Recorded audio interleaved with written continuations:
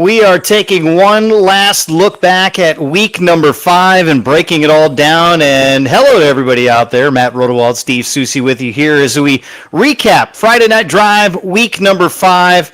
Seuss is, all fresh now. He's gotten a chance to get some sleep, a chance to, hit the old reset button, put it neutral.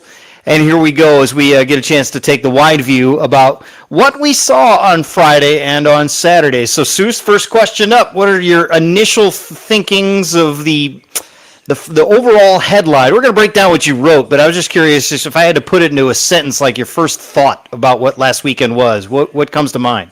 Well, I think when we looked at it, and we talked about this a little bit over the weekend, it was one of those things where we entered the week with a lot of, a fairly healthy number of 5-0s, but I felt like a lot of those 5-0 teams, not only the ones that were playing another 5-0, were under attack from some teams that could beat them, and that's kind of the way that it played out. I mean, we had quite a few of those teams falling from the ranks of the undefeated, losing to teams that either had 1 or 2 losses already, and you could kind of see that coming in several cases. There were a few of them out there that happened that I wasn't expecting, but you're seeing now that, we're really kind of getting that clearance, with teams moving towards the middle of the record group, and then a smaller group of undefeated teams pulling away, and that group is obviously going to shrink even more this week.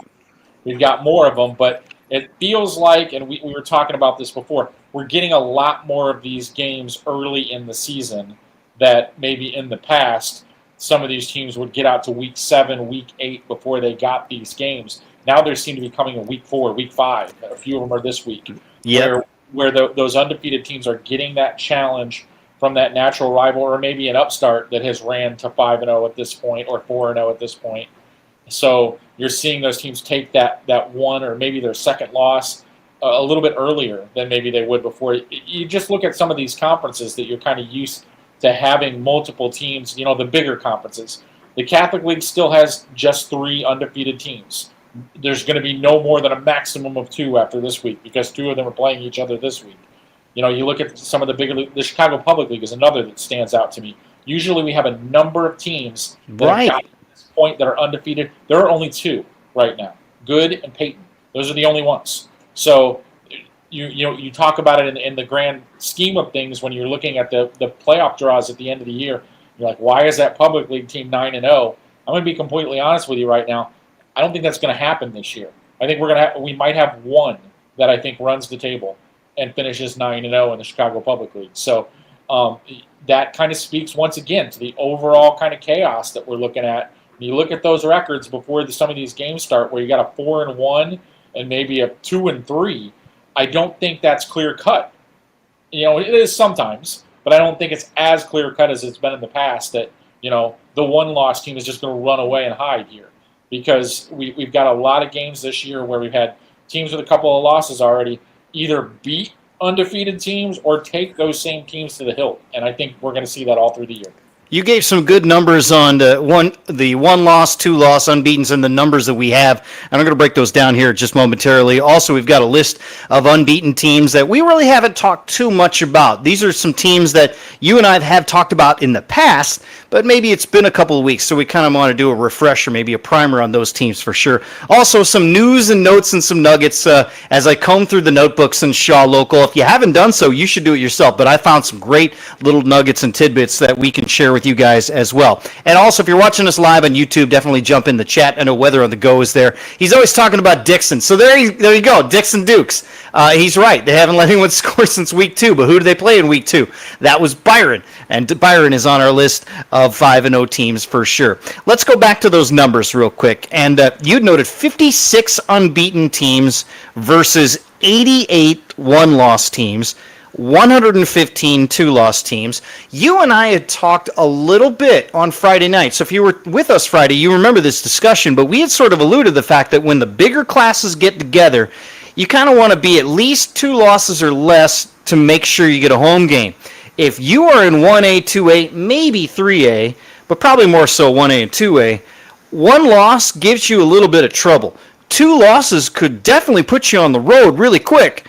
in the state tournament, so to speak. So how does the impact of the unbeatens and some of those one-loss teams really play into what we've been talking about with that? Well, when we talk about it, especially in the small classes, you get into situations where there are going to be a lot of potential teams that can run the table, go undefeated, so much to the point where it becomes a kind of a little bit of a geography study. And I think it's possible that, we'll get some situations this year, as long as your seeds hold, where you might have a potential 10-0 team on the road in the second round. And you're thinking to yourself, well, how can that even possibly be? Well, there are still 10 teams right now, maybe 11, that are undefeated that fit in 1A. And several of those teams don't have a game between here and the end of the season where I think a loss is likely. So you might end up having 8 or 9 undefeated teams, and then it goes to geography. How many are going north? How many are going south? You might have a 4 or a 5 seed with an undefeated record in one of these brackets. It's completely possible. But then you flip the script and you look over at the bigger classes right now. Take a guess right now how many teams that are projected to be in the 8A class right now are still undefeated after just 5 weeks. Take a guess. I'm going to go with 2. The correct answer is 3. No! That close. Yeah. and two of those schools play each other in week 9. There you go. It's Lincoln Way East and Sandburg. Yes. Those are the two. The other one is Fremd, and that's it. Those are the only teams that have the opportunity to run the table. Not saying that they will or won't. Right, and Hoffman Estates is listening. We get it. Yeah, we get it. That's the only ones that have that chance. I mean, it gets a little larger in some of the other classes, but we're talking about it after week 5. We've only got 3 left, maximum of 2. So basically, when we get to pairings night, only the 1 and 2 lines could potentially have 9-0 teams. So then the trickle down starts. How many 8 and 1s do you have? How many 7 and 2s? I think it's entirely possible that the way that is trending in 8A, a 6 and 3 team could get a home game in the first round. That's a possibility. That's something that's in the cards. Now, once again, you flip it back over to 1A. A 6 and 3 team has no chance at getting a home game. It's not even a thought process. In the first round. Yeah, you'll be lucky to be above the 10 line in one of those 16-team brackets. That's the best you could hope for. But, I mean, and I don't even think that's going to happen. So it kind of, you're seeing the congestion happen a lot more in 6, 7, and 8A, where a lot of these teams that you think are pretty good football teams are probably going to get to the end of the season with 2 or 3 losses. This is an imperfect system that has largely stayed in place with tweaks for a good 30 years, I would say. Is that a fair assessment? And I love that element of it, especially when the tournament starts, so to speak, where, you get the top seed with the home game, but guess what? We're going to balance out the home games a little bit. And so that means that at some point, you've got to go on the road and win. And I think that's great from a high school standpoint for character. And the joy of this state tournament was always you get to go somewhere you've never been before because it's totally new, and that's the best part. And so as we go in year out, and then this year we've seen some serious changes, have you strayed away from the idea of the system? Do you still like this system? There's still tweaks that you sit there and go with, but for the most part, say overall, if the umbrella stays the same, we're all in good shape? If somebody gave me the ripcord and said, hey, you can change this to what you would like it to be, yes, there are some things that I would like changed about the system, but the fundamental concepts of it, I do like. I wish we could get, and I don't know how we're ever going to solve this unless our scheduling combine comes to fruition. Yes, a reminder: our scheduling house happens in the spring. I wish we could find some sort of common ground in the scheduling process. Like I dislike a lot of these situations where we've got, and I know sometimes it can't be helped, but a lot of these teams that are playing out-of-state opponents that are frankly just filling schedule holes, when if we sat down and got reasonable about it, I think a lot of these things could be paired off with teams inside of the state. I mean, I think we're utilizing the out-of-state card a little bit more than we need to, especially for you are Central Catholic. Yeah. That's a discussion for a whole nother day. But but that's what I'm saying. I think ultimately I like the schedule. I like that if you're willing to put in the time and understand it, it is very transparent. Like Sure. you understand this is what it takes to get in. This is if we didn't get in, this is why. And I do like that about it. I do like that there's not really a selective element to it. I think that would be a disaster if it was, these guys get picked to go, these guys don't. This, at least in this system, for the flaws that it has, is clear in that. This is what you need to get in. If you don't get here, this is where you failed and didn't get it done. So, yeah. I mean, obviously there are some things that I would do with the seating if I was in charge of it differently. But I won't, I won't bear, I could go hours on the things that I would like to see change. And that's even for something that I kind of like. But that's the way my brain works, too. With our scheduling open house, have you targeted a venue that we could do this at? A sizable, like the right appropriate banquet hall size, or maybe at a school that would be willing to host us? Anyone listening we would appreciate that. How do we get this done? Where do we do this at? What's the best location? We definitely have to figure this out because it's for me personally, it'll just save me a lot of time. I mean, to be honest with you, it'll be a time saver for me because we get into these conversations every year. I already got people hitting me up for 2026, and texting Soucie, let's just do it all at once. I'm almost ready to tell them, guys, just hold on, we're working on something for you. All right, just let it breathe. Let it breathe for a little bit. We'll get you. All right. So, but it's definitely something that the core of the system I do like. And I like it a lot. Right. Well, we will get back to the open house discussion. And we'll have to figure out also catering. I mean, I don't know if you want just light snacks or maybe some coffee involved or a full sit-down meal and presentation. Maybe, the Coaches Association get up there and, get a little rally too. There you go. See, we're coming up with ideas, brainstorming on the spot. And we're scoring points by getting this done. Speaking of points, we've got a lot of points everywhere around the state. What do you attribute this to? We saw a ton of 50-point games. You and I anecdotally were like, man, we're seeing a ton of 50s and 60s. And hello, Wakanda, scoring 11 touchdowns with 77 out there. What do you attribute this to? I don't really know, but I'll be honest, it shocked me. I did a sort in one of my systems to see how many 50-plus point games we had last week, 40-plus point games, and it blew my mind. I was like, are you serious? I mean, there's this many games where this happened? I mean, we only have, 275 games a week statewide, and nearly half of them had a team scoring 40 plus points. Remarkable. That is so many.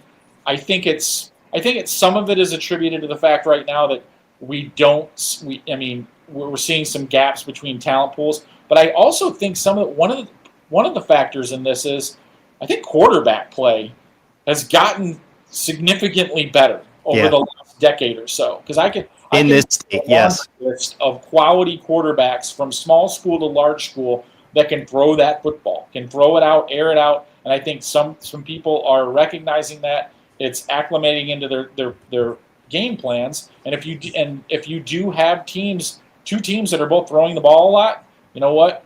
Going to make for a longer game. The clock isn't running. There's more offensive opportunities. More points get scored. So that's kind of what it comes down to. I think we're honestly, for the most part, we're seeing more throwing the football than we have, in a while. I mean, we've seen the evolution, for the last 25, 30 years. I can go back to watching RB and Otto Zeman putting 5 receivers, and here I am starting at nickel linebacker my final game of my senior year at 5'9", 130 pounds. We didn't know what to do. Well, we need another DB out there. Here, Rodewald, you get out there. Where, at linebacker? Yeah, we have no choice. We have 5 receivers. That's how shocking it was at the time, but we've seen that evolution for sure. I'm going to throw a theory out there that's complete silliness maybe, but then when you go back, you go, I don't know, maybe there's something to it. We have not had a break in the weather at all. Yeah. We've had really nice weather, and last week we had, week 4, we had a little bit of rain in some spots. We've had some rain in spots around the state, but for the most part, we've had great, warm weather all through this entire season as we've gone through week 5, and that's not going to change this Friday either. Some temperatures looking at 88 for week 6 here. Yeah. I can't remember it going this long until you get like a 50-degree day with a 42-degree night where it's like all of a sudden the slickness of the ball makes it a little tougher. And I'm wondering, just with the heat out there on a constant level, and they're practicing in that, you just get tired. I'm wondering if there are defenses around the state that are just a little worn down by what we've seen out there day in and day out, week in and week out from a temperature standpoint. That could. I'm buying that theory, to be completely honest with you. Meteorologists will tell me the difference of that. Science, bring it up. Yeah, I think there was. I think I was thinking about this the other day. I was like going, you know what? Usually, I've definitely put the shorts away at this point in the season in most years. And I've at least considered, well, maybe I better grab a hoodie before I go out there in case the night chill comes in. But it is not.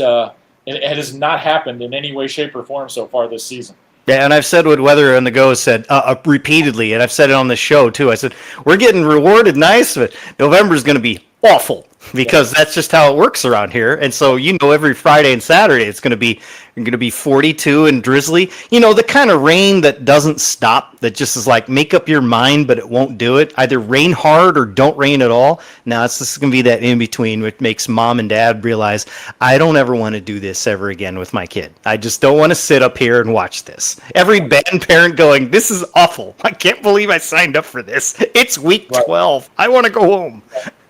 Yeah. No, it's been a very weird year in that sense. Yeah, it's been very strange. And again, you look at that long-range forecast, it is not letting up anytime soon. We've got to take a timeout. When we come back, we're going to go through a whole list of unbeatens. I already teased Byron a little bit. That's not the alphabetical way of doing it, but just happened to be the top of my list. And also some news and notes and some nuggets, and maybe some of the breakdown as we rehash a little bit of what we saw in an exciting finish in St. Charles for Batavia and St. Charles North. This is recapping week number 5 of the Friday Night Drive podcast here on Shaw Local. I'm State Representative Steve Reich. Since 2017, I've led the fight to reform our child welfare system and supported educational choice for every kid in Illinois. I've worked to stop the collapse of our public pensions while standing up for businesses that are being crushed by crippling mandates. And I've never forgotten who pays the bill. The work isn't finished, and as I run for re-election, I'm asking for your support. I'm Steve Reich, and I approve this message. SGKR Injury Attorneys tackles the toughest cases. I'm Matt Rundio. When life throws a flag, we go on offense to protect your rights. Don't get sidelined. Score a touchdown with SGKR. Visit us at sgkr.law. At Oliver's, we are proud to serve our community. We serve up great customer service, quality products, ease of shopping, and we serve up delicious barbecued sandwiches at our fundraiser cookouts. So stop by Oliver's, 748 North Brenton and Dixon, and help fund our local clubs and events. In Illinois and into Iowa, the story of Shaw Media is a story of trust. Since 1851, we've been informing, connecting, and reflecting the communities we serve, large and small, rural and urban, suburban, and river towns alike, with dozens of local newspapers, radio stations, magazines, and specialty brands like Friday Night Drive and Starve Rock Country. We meet people wherever they are. We shine a light on local government. We celebrate Friday night touchdowns. We tell the stories that shape your day, from neighborhood heroes to the Chicago Bears. But what truly sets us apart? It's our people. The award-winning journalists, broadcasters, and storytellers who live here, work here, and care deeply about what matters most to you. We don't just report the news. We're part of the fabric of the places we serve, from the Mississippi to the Illinois, from the Fox all the way to the chain of lakes. Trusted for generations, still earning it every day. Shaw Media, your most trusted local source. Welcome back as we continue on recapping week number 5 here in the Friday Night Drive podcast here on Shaw Local. Matt Rodewald, Steve Soucie with you as we are kind of bridging the gap as we go between weeks 5 and 6. We're halfway done. We're more than halfway done. Actually, halfway done was halftime of every game in week number 5, technically, right? That's the demarcation line for all of us. We'll look through at some of the unbeaten teams and talk about what we're seeing around some of these teams and maybe what what could be looming ahead. And the first thing I look at is for a team like Byron, who we know they score points, they keep rolling. Their toughest game, in one sense, with Dixon in week 2, which is a little unusual for them as they've flipped the schedule in the Big Northern a little bit. They got an interesting test this week here with Durand Pecatonica coming to their place. Oh no, they go there. They go to Pecatonica for this one. What do you make of what Byron has been able to put together here, and what do you know about what you think they could do come postseason November time? You know, it's very interesting when you kind of look at what Byron's done here, especially with this little quirk in their schedule. This is a non-conference game in the middle of a Big Northern schedule. Last year we had a lot of conversation about it. It was the Johnston City situation. Well, they've done it again. They found another team out there, has a non-con game, undefeated, plays on a pretty strong conference, gives them an opportunity to, I guess, spice up their regular season schedule a little bit where, I guess technically, I think it's ran out. They're no longer entitled to get a forfeit win. They have to find a game here. So they did find one. They found an interesting one. I'm not sure if this Durand Pecatonica team is as good as last year's team was. Right. They lost a very talented quarterback to graduation. But this is a team that has proven now that this is a real solid program, and they're doing it with different guys. Every year they're kind of coming through here. They've been right up near the top of the NUIC since joining that league. So it's definitely an interesting situation to kind of monitor that, see where Byron's at. As far as beyond the regular season here, it looks like Byron's not really going to have that much trouble or that much challenge after potentially this game. 3A North, it always comes down to one thing when you look at it from a distance. Where's Byron in the bracket? Where's IC Catholic in the bracket? Mm-hmm. Because now Montini is gone. They're no longer going to be in that bracket. We had developed a pretty interesting Byron-Montini rivalry over the last couple years. IC Catholic hasn't been able to get to the playoffs to kind of make that a triple-headed monster in 3A North. It sure looks like they're going to get there this year. So where does IC Catholic fall on the seed line? A couple of weeks ago, had them on the 16th seed line, and Byron at the 1, which would be a nightmare for everybody involved if that was the way it played out. They've moved around a little bit now, but it still could potentially be a situation where if Byron runs the table, goes 9-0, IC Catholic gets in at 5-4. That could potentially be a first-round matchup between those two schools. But that, when you're looking at 3A, you're looking at Byron, you're looking at the postseason, the first question you have to ask is, who's the Catholic League beast in that 3A bracket? This year it looks like it's IC Catholic. In the past, it's been Montini. They've had some good battles in the past, and so have Byron and IC Catholic. So when you look at that team and you look at that bracket, that's the first thing that I'll be looking at on pairings night. Where are those guys positioned on the bracket? We've talked about this with Rochelle and Lita Winslow. We talked about this with Dixon and Johnston City. But let's give some kudos to Byron and the folks from Dupec.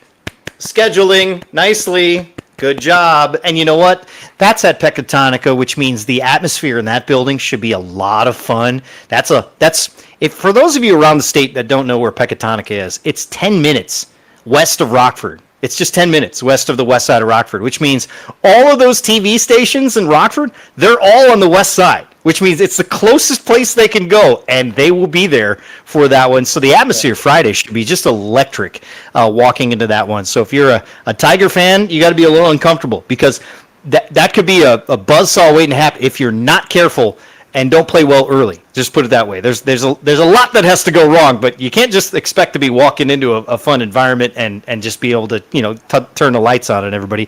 And then for them, they have Genoa Kingston after that. The very orange. There's orange and there's GK orange, but their offense has put some points on the board we've seen here. So Byron's schedule is fascinating. We're going to learn a lot about the Tigers, I think, these next 2 weeks compared to what we've seen for the first 5.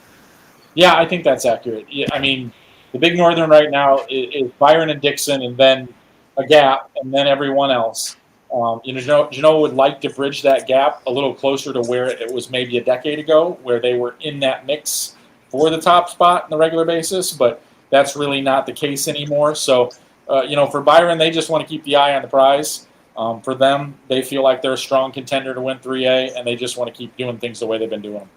Let's go down to Bloomington Normal real quick because those two towns, have some of the best football fun going on right now with Bloomington 5-0, Bloomington Central Catholic 5-0, Normal Community 4-1, and Normal West 3-2. That's some good football being played down there. Now, Bloomington Central Catholic, they've got themselves quite the schedule in terms of, what they have coming up here down the road. St. Joe Ogden is in 2 weeks here. Bloomington gets Normal Community this week, and we're going to figure out who's really good in the Big 12, aren't we? Yeah, and that's been something that has been kind of gnawing away at me all year long here. Am I undervaluing Bloomington? And I'm starting to come to the realization that I think I had been. And this one will give me even more evidence to prove whether or not that, I've got them appropriately ranked or not quite ranked as high as they should be. So I've been moving them up almost weekly, it seems like. But how far I go, it will be determined by this game. So we'll see how that shakes out here. Again, that conference says, I think what Normal West has somebody up here this week in the Southwest Valley off the top of my head. But other than that, everyone else is, staying within the range of conference, so to speak. Let me move on real quick because another team that's been kind of one of those undervalued or maybe underappreciated is the Glenwood Titans. Glenwood's now 5-0. We talked about their win over Rochester a couple weeks ago here. What do you make of Glenwood here? And are they going to get some state respect in these coming weeks ahead? Glenwood for me has been interesting all year long. I heard a lot of good things about them coming into the year. I actually heard an undercurrent rumbling that they were considering playing up to 7A. It ended up not happening. But now the interesting thing about Glenwood is they've been riding that bubble between 5 and 6. So maybe if they didn't want to be in 6, they might end up in 5. I mean, that's one of the things that's been really fascinating to watch. Is that better for them? I mean, there's East St. Louis, and obviously they're looming no matter what. But yeah, so I mean, when you look at Glenwood, if they go into 5, I think they're on a very short list of teams that I think can win 5A. Okay, that's really what it comes down to. 6, a lot more cluttered, especially in the South bracket. And that becomes even more complicated because being a high seed in 6A South doesn't necessarily help you. We've talked about this before. East St. Louis probably going to finish the season at 6-3, and that's probably going to put them at like a 9 or a 10 seed. So being a high seed almost means that you're going to get East St. Louis sooner than you would if you were in the middle of the draw, because that's just the way it breaks down in the system. So if you're trying to stay away from East St. Louis, it's kind of a tricky way to figure that out. Because ordinarily you would say, well, they're going to be 9-0 or they're going to be 8-1. They're going to be high in the seeding. They're not. They're going to end up being somewhere between 8 and 11, to be completely honest with you. So you could end up seeing them real early if you're a high seed. And one of those teams that could see them probably sooner than later would be the Oaklawn Spartans. Oaklawn Community 5-0 for the first time since who knows when. I don't have that in front of me, but I know they haven't really played any close games other than maybe that Shepherd matchup. They've got Evergreen Park at home. They've got the crosstown with Richards coming up here to wrap up their home slate, and then they could have a home game in postseason in week number 10. What do you make of Spartans and where they could fall? Obviously, 6A is where they go right now, right? That doesn't going to change. Yeah, no, that's not going to change. And the strangest thing about their conference, the South Suburban this year, is it feels like almost anybody can win on a given week. But to their credit, Oaklawn just continues to win games, close games. Yeah. I mean, relatively close games. They beat Shepherd by a point earlier in the season. A relatively close game against Bremen, who hasn't won yet this year. But all they keep doing is stacking W's. I mean, that's all you can do. You can beat who's put in front of you. I don't know how strong their schedule is. I'm really interested to see what happens with Oaklawn Richards in week 7. That's the one where I think is going to finally give us a measuring stick game. Yeah. Because I'm not really sure what the Evergreen Park game does for us this week either. I think they could win that game as well and go to 6-0 and be in that situation where you look at it and you're like, okay. I mean, because on Oaklawn's schedule right now, I think they have 2 interesting games and 2 games I don't know what to make of. So I don't even know if I'm going to have a full feel for them even when we get through 9 games. And I look at their schedule right now, and we're talking about 2 combined wins between 5 opponents. That's who they've beaten so far. That doesn't tell you a lot. You talk about, Bremen played well, fine, okay, but 2 wins isn't going to help you, especially you're going to be really thin on points. And so if you go 5-0 here and then, say, for example, drop the rest of them to get to 5-4, that's going to be a little dicey too in some sense. So, just from an atmosphere, you know me, I'm an atmosphere guy. I want to see the environment for these kids in the best possible way. The idea of an Oak Lawn team being 6-0 with Richards coming to your building at 5-1, I can't remember a game between those two teams in a while that meant anything, to that magnitude, which would be, I think, just great for that area. Yeah, it's definitely a nice story to watch onto, but you kind of hit on something that gives me a little pause about totally getting on the train with the schedule that they've played. I mean, right now their playoff point situation ranks them 475th in the state in terms of their playoff points. So, and there's only 493 of them on the board. So that tells you the strength of schedule. If you were to rank strength of schedule solely on that metric, that's where they're at. So, congratulations to them getting to the point. Like I said, you can only beat who's put in front of you, and they've done that in every single situation. But, looking at that strength of schedule, that gives me some pause. One of the teams that I always kind of wrestle with each and every year is Seneca, because, again, here they are at 5-0, and they keep reloading these last few years, and then I'm waiting for them to make a run in the postseason. Do you see that this team could be any different in terms of where they go, or is the path the determinant on how they do come November? If they keep winning, they're going to put themselves in a pretty good situation. But for them, it always seems like they have some sort of obstacle that makes it difficult for them to make that deep advancement over the past few years. A couple years ago, they actually, they played Wilmington in the regular season. They beat them, which doesn't happen very often. They played again in the playoffs. Wilmington avenged that loss. So it's it just seems like every once in a while they just have these situations where they have a very fine team, but some sort of obstacle is put in their path that they maybe get past once but can't get past the second time. So, and that's where they're at. They're another team right now that I think we're going to learn a lot more about over the next couple weeks. I think they have a pretty solid Ottawa Marquette game on the schedule. That's coming up this weekend. A non-con game with St. Joe Ogden, I believe, in week 8. It is week 8. Yep. So I believe they're at home on that game. But they are. It's definitely a schedule that's kind of been a little mismatched.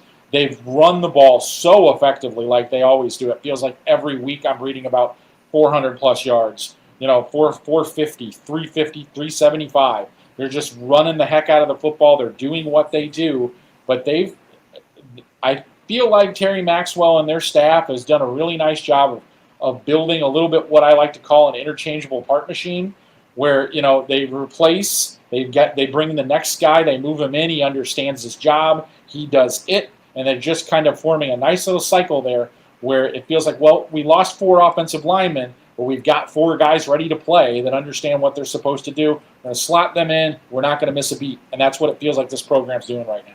Stay in the area and go to the Chicagoland Christian here with Bishop Mack and Hope Academy. We get to see these two teams play each other this weekend. Bishop Mack surviving a scoring fest with Aurora Christian this past weekend, if I'm not mistaken. Let me stop you there. That Hope game is not this weekend. Not this week? Oh, I thought it was this week. What week is that? I believe that is a week 8 game. Week 8 matchup. Either way, those are the two teams at 5-0 that you're looking at. Yep. And what do you make of that? Yeah, that's an interesting situation because Hope Academy, is making that transition this year from being a 1A playoff team to being multiplied. They had not been multiplied before. They're now a 3A postseason team. So a big change for them. But they have scored a bunch of points. They're doing what they do.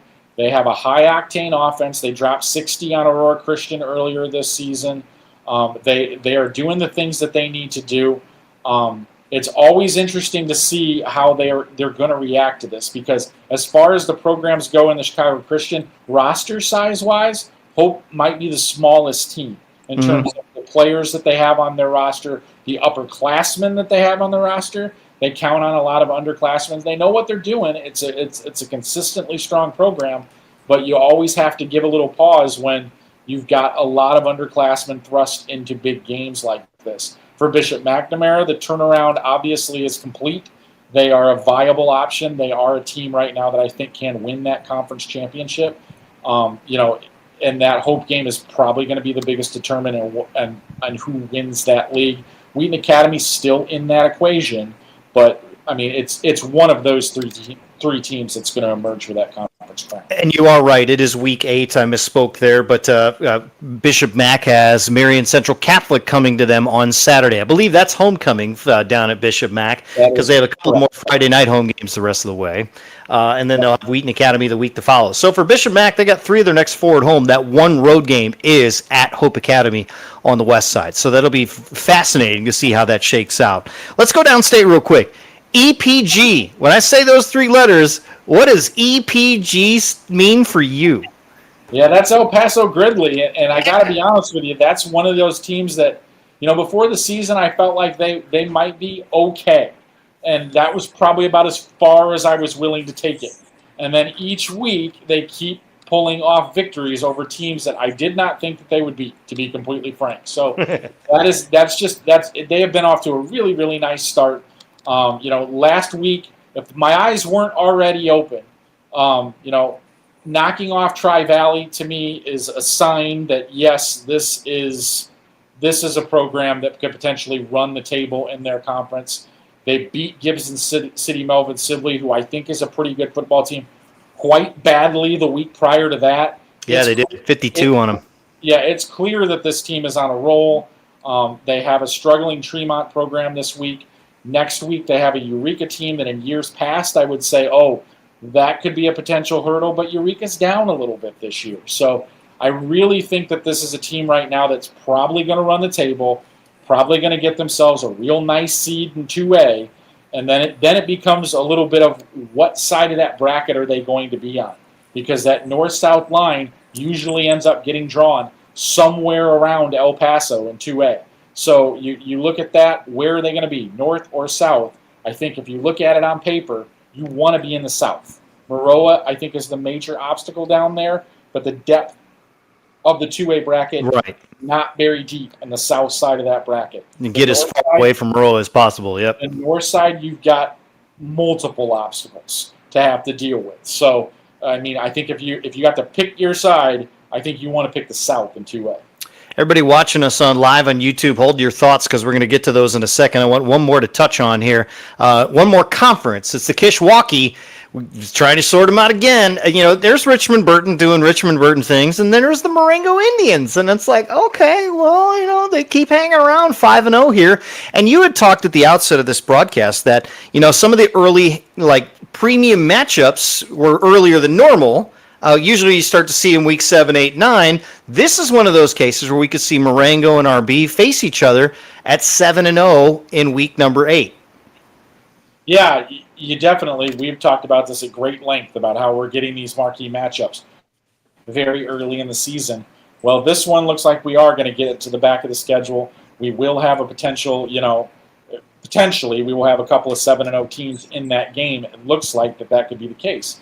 I don't think we're going to have a lot of those this year. Because when we look at it even this week, we've got 7 of those between 5-0 teams, including what I think might be one of the better games of the year. I haven't mentioned it yet, Mount Carmel and Brother Rice. I think that is a good football game.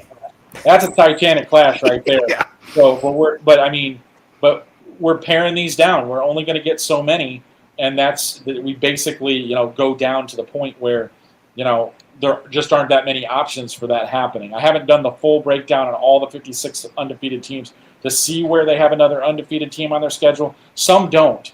I mean, some do, but there's nobody out there that has 2 of those obstacles to clear or something like that. Those don't exist anymore. They're all gone. So that's, there are several conferences that still have 2 undefeated teams remaining.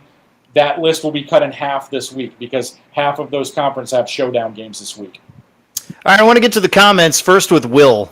Will Smith, no relation, just saying, to either the actor, rapper, or the Dodger, for that matter. Yorkville's going down in week 9 for sure. I'm just going to ask this flat out. Can they run the table? I think with that defense right now, I think they can. Mm-hmm. Now, it's going to be challenging. I think that the way that they're set up means that they have to play pretty flawless football.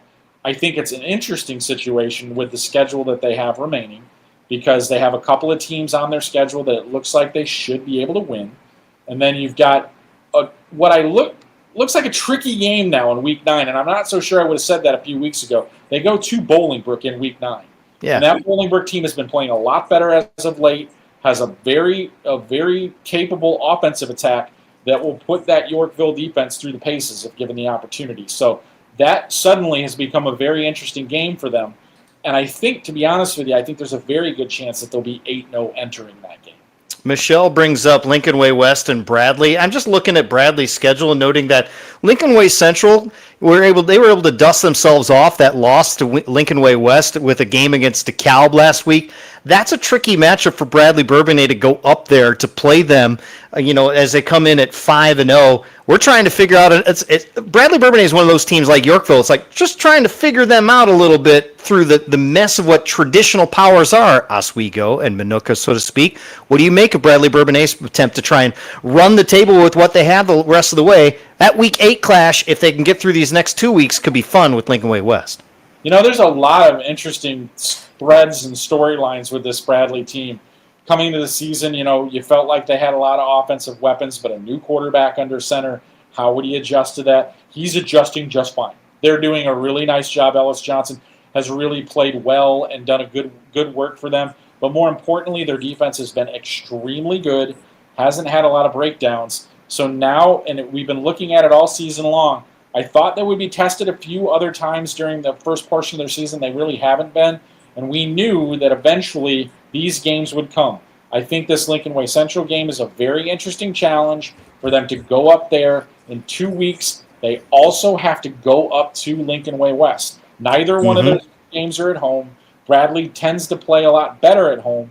And then, of course, the other interesting story with Bradley is it looks like they're going to be a 6A postseason team. And that will be the first time ever in Bradley history that they played in 6A for the postseason. So, and it definitely looks like that's going to be the case. So lots of interesting stories with Bradley. Obviously for Bradley, they would want to pile as many wins on there as they can. So they're hoping that they can run that table. But but both of those Lincoln Way schools are going to be immense challenges to getting that done. Last comment, and we'll move on from Victor, who talks about the Vermilion Valley Conference matchup this week. Clifton Central, the Fighting I-57s, going on the road to Westville. We've talked a lot about the Fighting I-57s in the comments. Let's throw some flowers at Westville. They're 5-0. I don't know anything about them. Tell me about them, Coach. They're one of those things with Westville.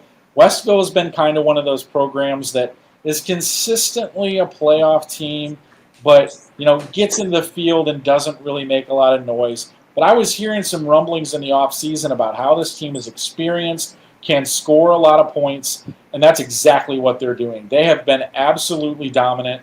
It's kind of a tricky place to play down there. So, you're heading down there to Westville, a very confident Clifton Central team. I'm not used to it. Their stat lines, they're throwing the ball all over the place. I'm not really used to seeing that from Central, but they're doing it, and they're doing it very well. Brady Schul has thrown a ton of touchdown passes this season. He's getting things done for Central. I think this is definitely a game that I think we've talked a lot about the high-scoring environment. I would be stunned if this one was not a high-scoring contest down in Westville on Friday. That is one I have circled to keep an eye on for sure on Friday night when we do the show at 9:30. All right, some news and notes here as we wrap up here. Let's start with Jonas Williams. He's crossed the 10,000 mark. He played for like 2 minutes the other night. 127 touchdown passes. He's tied the record. I believe he's 800 and change, or almost 900 away from Malachuk's mark above 11,000.